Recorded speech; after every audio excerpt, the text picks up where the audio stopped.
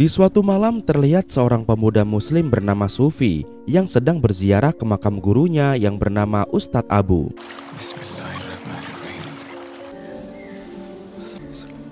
Setelah berziarah, Sufi pun pergi ke sebuah masjid yang bernama Masjid Jin, tempat di mana dia menimba ilmu 10 tahun yang lalu. Di sini, dia bertemu dengan seorang imam baru dan Sufi pun langsung memperkenalkan dirinya. Assalamualaikum.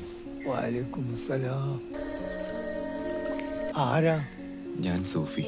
Ketika subuh datang, Sufi pun meminta izin pada sang imam untuk mengumandangkan azan subuh. Dan dengan senang hati, sang imam pun mempersilakannya karena siapa tahu jika Sufi yang azan, maka akan banyak jamaah yang datang.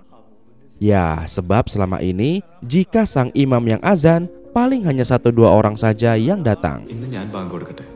Oh, Masya Allah. Ini pun nengala konde patala ketia bahagia. Dan benar saja, lantunan suara azan Sufi yang begitu merdu ternyata bisa menggugah hati para warga untuk kembali sholat ke masjid. Sholat berjamaah pun dilaksanakan para warga dengan begitu khusyuk dan hikmat. Allahu Akbar. Sami Allahu liman hamidah. Allahu Akbar. Namun di akhir sholat,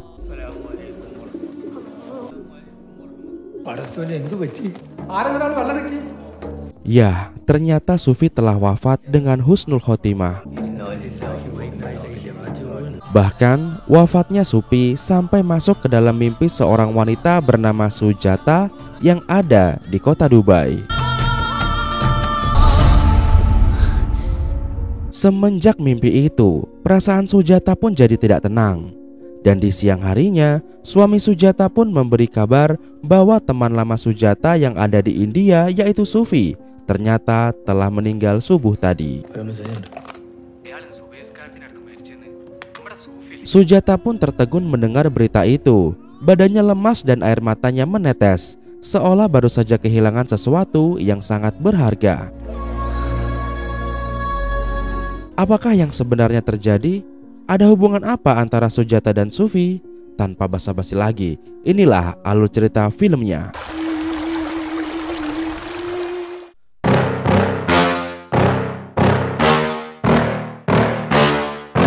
Yeah. Please tell me that I can't, that I won't, that I fail, that I'll never make it out, yeah. Please tell me all the bad. Semua bermula dari pertemuan yang tak sengaja antara Sujata dan Sufi di dalam bus, yang mana ketika itu mereka berdua belum saling mengenal.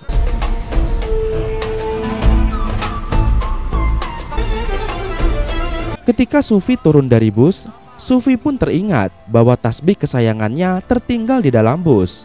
Namun ketika dia ingin mengejarnya, bus tersebut sudah jalan dengan begitu kencang. Dan ternyata tasbih itu ditemukan oleh Sujata, dan Sujata pun menyimpannya. Sufi pun melanjutkan perjalanannya untuk menemui gurunya, yaitu Ustadz Abu. Dan di tengah perjalanan ini, dia bertemu dengan seorang tukang gali kubur bernama Kumar. Adek, Iki Abubinde video ariyo. Kumar pun mengingatkan Sufi bahwa Sufi sudah kelewatan jika ingin ke rumah Ustadz Abu. Sebab jika lurus terus, Sufi malah akan menuju Masjid Jin. Mulla Basarlan Ustadinte video. Nggak banna wali. Mendengar itu, Sufi pun lantas bertanya, apakah jika dia azan di sana, suaranya akan terdengar sampai ke rumah Ustadz Abu? Dan Kumar pun menjawab, tentu saja suaranya akan terdengar sampai ke rumah Ustadz Abu. Apa lili bangkorta Abu Bekeko? Nah, setelah mengetahui itu, Sufi pun lantas pergi ke masjid itu. Sementara itu di tempat lain, terlihat keluarga dari Sujata yang sedang berdiskusi membahas perjodohan antara Sujata dengan seorang pemuda bernama Rajib. ഞങ്ങളുടെ റോള് നിങ്ങളുടെ അഭിപ്രായം അറിയാം പോസിറ്റീവ് ആണോ വെച്ചാ രാജീവിനെ വിവരം അറിയിക്കുക അത്രേ ഉള്ളൂ. Sujata yang mengetahui itu pun terlihat tidak senang. Diketahui bahwa keluarga Sujata adalah penganut ajaran Hindu yang taat pada adat dan istiadat. Sementara Sujata sendiri adalah gadis cantik yang tidak bisa berbicara dan dia sangat suka menari. Daripada stres, Sujata pun pergi ke rumah Ustadz Abu. yang mana ternyata Ustadz Abu sangat suka mengajar agama Islam melalui seni, dan Sujata sangat terpikat dengan ajaran seni yang dibawa oleh Ustadz Abu.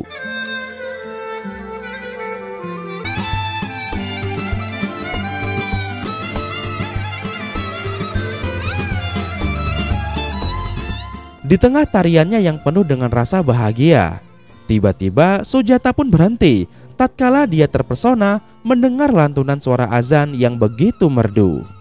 Ya, suara itu adalah suara lantunan azan dari Sufi. Ustadz Abu pun menjelaskan bahwa itu adalah suara Sufi, murid kesayangannya. The Sufi. Ketika Sujata ingin ke masjid untuk mengeceknya, Ustadz Abu pun melihat tasbih milik Sufi yang ada di tangan Sujata. Dan Ustadz Abu pun menyuruh Sujata untuk mengembalikannya. Sujata pun pergi ke masjid menjumpai Sufi dengan alibi ingin mengembalikan tasbih, dan disinilah mereka pun saling berkenalan. Bersama dengan Sujata, Sufi pun akhirnya bertemu dengan gurunya, dan mereka pun berpelukan untuk melepaskan rasa rindu yang mendalam.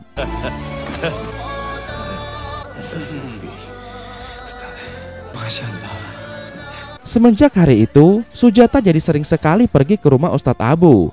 Bahkan dia sampai nekat berbohong pada ayahnya dan diam-diam ke rumah Ustadz Abu. Ya, semua itu Sujata lakukan agar dia bisa menikmati alunan seluring Ustadz Abu dan bisa tipis-tipis ketemu sama Sufi. Dan sesampainya di rumah Ustadz Abu, Sujata benar-benar terpukau melihat Sufi yang bisa menari dengan begitu indah. Saking inginnya mempelajari tarian itu, Sujata pun jadi terus-terusan mengikuti Sufi.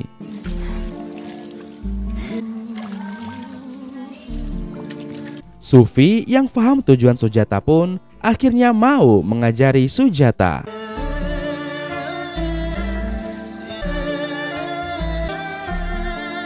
Namun ketika mempraktekannya, Sujata pun hampir terjatuh dan ditolong oleh Sufi.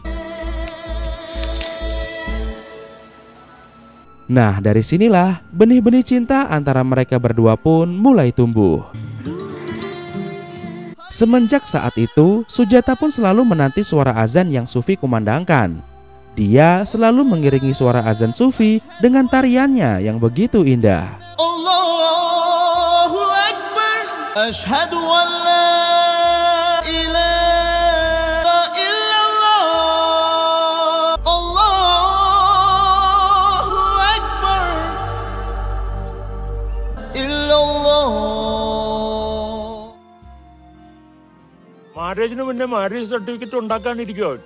Suatu hari paman dari Sujata pun datang ke rumah. Di sini sang paman berniat memperkenalkan putranya Rajiv pada Sujata. Namun ketika fotonya Rajiv ditunjukkan, Sujata malah salfok sama suara azan dari Sufi. ഇതിൽ കുറച്ച് ഫോട്ടോസ് ഒക്കെ ഉണ്ട്. അടുത്ത ആഴ്ച തിരിച്ചു പോട്ടാ ഞങ്ങള്. Dan setelah itu, Sujata pun pergi menemani Sufi mencari tanaman bahan baku henna di semak-semak. Di malam harinya, Sujata membaca surat dari Rajiv. Namun, Sujata sama sekali tidak tertarik dengan Rajiv yang kumisnya teramat tebal dan gede seperti Pak D. Mengetahui itu, sang nenek pun meyakinkan Sujata bahwa Rajiv adalah pria yang baik. Ditambah lagi dengan adanya kumis Rajiv yang tebal, maka kelak Sujata tak perlu repot-repot menyaring kopi untuk suaminya, karena kumisnya akan menyaring kopi itu secara otomatis. Meski begitu, ya namanya juga wes kadong tresno alias Mandabulove, tetap saja Sujata terus-menerus menemui Sufi.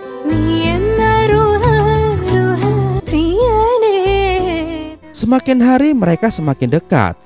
Bahkan lukisan wajah Sujata yang Sufi gambar di buku harian Sujata semakin membuat Sujata jadi kelepek-kelepek.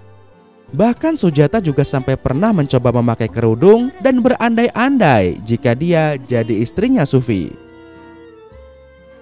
Hingga di suatu hari ketika Sufi sedang sholat, betapa terkejutnya dia saat mengetahui Sujata ada di sampingnya dan ikut sholat menjadi makmum. Ya, ternyata Sujata memang sudah benar-benar tertarik masuk Islam supaya bisa jadi bojone Sufi. എന്തൊരു സന്തോഷം നിങ്ങളെ കാണുമ്പോൾ. Namun Ustadz Abu yang mengetahui hal itu malah salah faham dan marah pada Sufi lalu mengusir Sufi dari tempat ini. ഇതൊന്നും ഇവിടെ വേണ്ട. പോയിക്കോ. Hati mereka berdua pun menjadi kacau. Ditambah lagi saat malam harinya ternyata neneknya Sujata telah meninggal.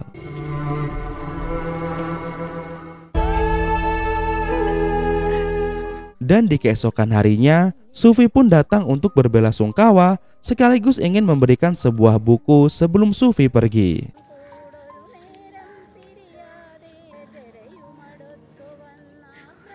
Karena tak ingin orang-orang curiga pada hubungan mereka, Sujata pun memberikan isyarat agar Sufi meletakkan buku itu di suatu tempat.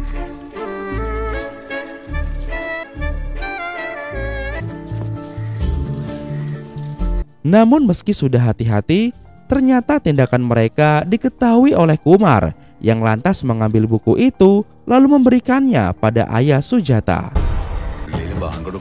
Hingga di malam harinya, ayah Sujata pun memberikan buku itu pada Ustadz Abu karena dia tidak paham isi buku itu yang menggunakan tulisan Arab. Sang ayah pun mengira bahwa semua ini adalah rencana dari Ustadz Abu yang menyuruh Sufi merayu Sujata supaya bisa mengembangkan populasi umat Islam di daerah ini.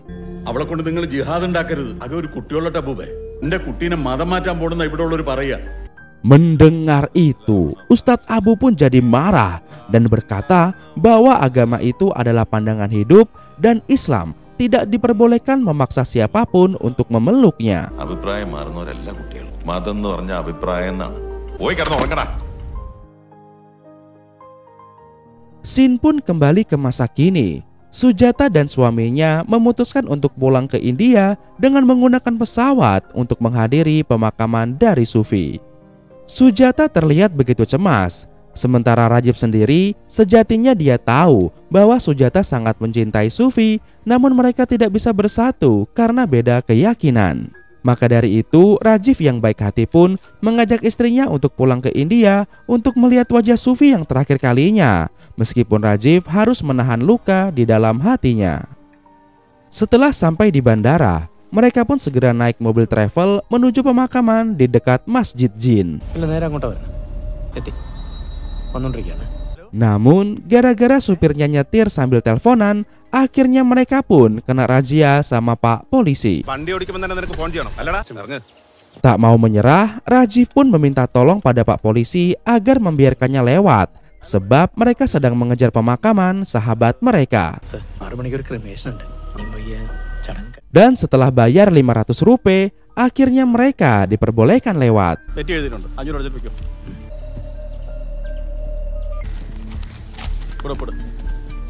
Singkatnya mereka pun sampai. Namun sayangnya Sufi sudah dimasukkan ke dalam liang lahat, sehingga mereka sudah tidak bisa lagi melihat wajah Sufi. Ditambah lagi, ternyata wanita tidak diperbolehkan mengikuti proses pemakaman. Dan karena hal itulah, akhirnya Rajih pun memutuskan bahwa hanya dialah yang ikut proses penguburannya.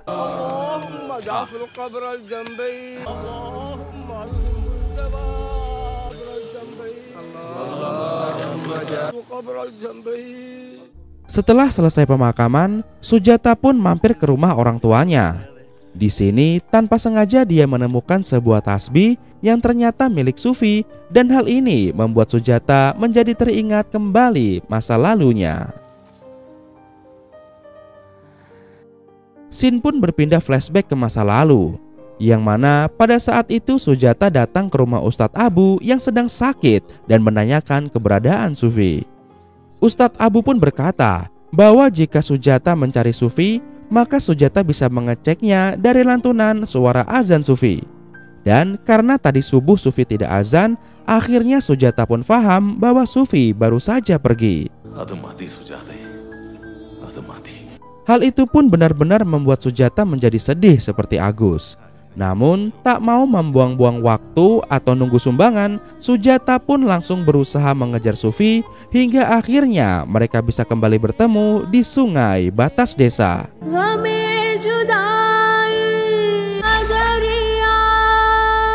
Dengan sangat berat, mereka pun harus menghadapi perpisahan ini.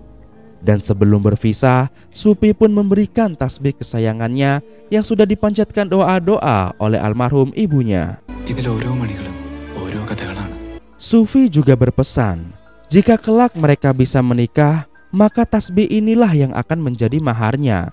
Dan jika mereka tidak bisa bersatu, maka Sufi harap Sujata mau mengembalikannya karena Sufi ingin membawa tasbih ini sampai ke liang lahatnya.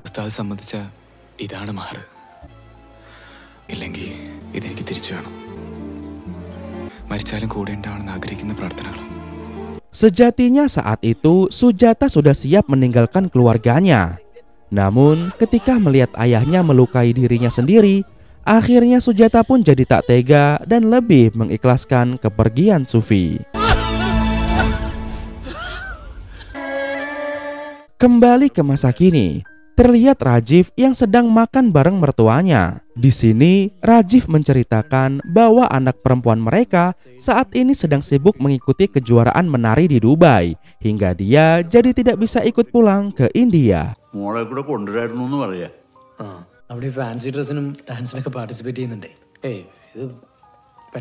Mendengar itu, ayahnya Sujata pun jadi sangat senang karena ternyata cucu mereka mewarisi bakat menari dari Sujata.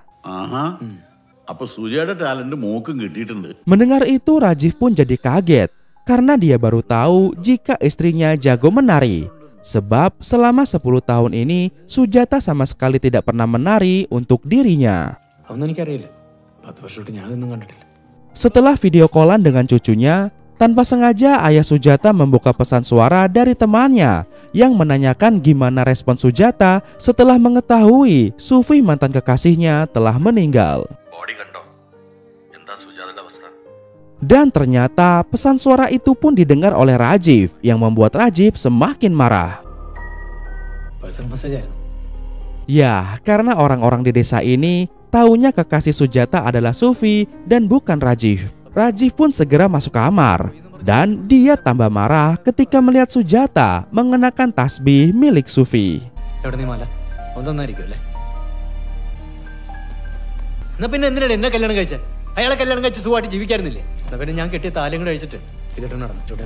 Dia merasa tidak dihargai sebagai suami dan memutuskan untuk segera pergi kembali ke Dubai.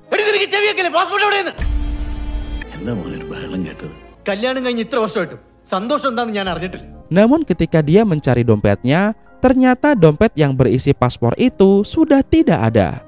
Dan setelah diingat-ingat lagi, Rajiv pun merasa bahwa dompetnya sudah jatuh ke dalam kuburan Sufi. Karena besok dia juga akan ada rapat dengan kliennya di Dubai, Rajiv pun lantas meminta tolong pada Kumar untuk membongkar kuburan Sufi malam ini juga.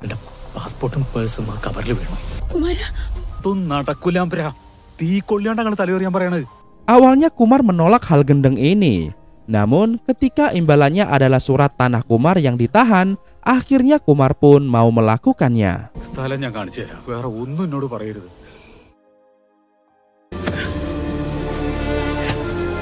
Malam itu Kumar pun menggali makam itu. Namun ketika sampai dalam, ternyata dompetnya tidak ketemu juga.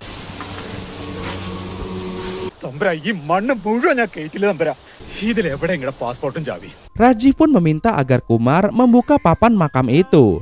Namun Kumar benar-benar tidak berani melakukannya karena hal itu adalah hal yang sangat pantang alias pamali, hingga akhirnya perdebatan pun terjadi di sini.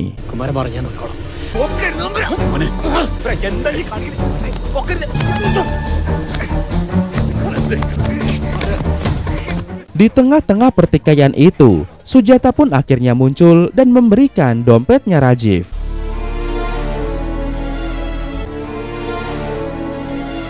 Dan akhirnya sebuah fakta pun terungkap bahwa sejatinya Rajiv menjatuhkan dompetnya di dalam rumah.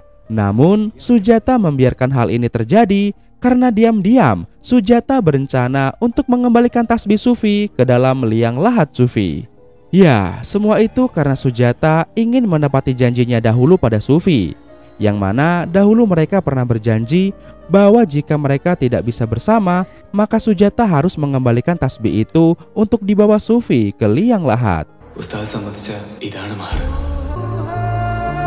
ഇല്ലെങ്കിൽ ഇതെനിക്ക് തിരിച്ചു വേണം. മരിച്ചാലും കൂടെ ഉണ്ടാവണമെന്ന് ആഗ്രഹിക്കുന്ന പ്രാർത്ഥനകൾ. اللهم ثبته عند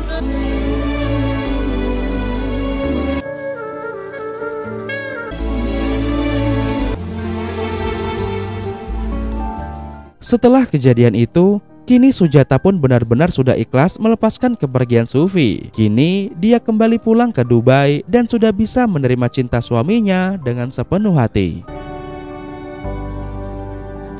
Rajiv pun akhirnya kini paham dengan yang Sujata rasakan. Dan kini Rajiv juga sudah bisa merasakan cinta yang utuh dari istrinya tersebut. Dan film pun tamat. Nah, seperti itulah kisahnya guys. Gimana? Kalian ada yang masih cinta sama mantan kalian walaupun sudah punya istri? Jangan gitu ya guys ya. Belajarlah mencintai pasangan kalian. Kasian loh banyak yang gak punya pasangan. Baiklah teman-teman, kira-kira pelajaran apa yang kalian dapat dari film ini? Tulis di kolom komentar ya, kasih tahu gua. And then sepertinya sampai sini dulu aja ya perjumpaan kali ini. Semoga puasa kalian lancar dan semoga nanti di lebaran dosa-dosa kita diampuni dan kita suci kembali, fitri kembali, dan semoga rezeki kita juga makin lancar jaya guys. Oke, masih bersama gua Ren, ya pastinya di Sensasi Trends. Akhir kata untuk menghemat kuota. Sampai jumpa lagi di video Sensasi Trends berikutnya. Bye bye. Cause damn, I was built to last. You move slow and I move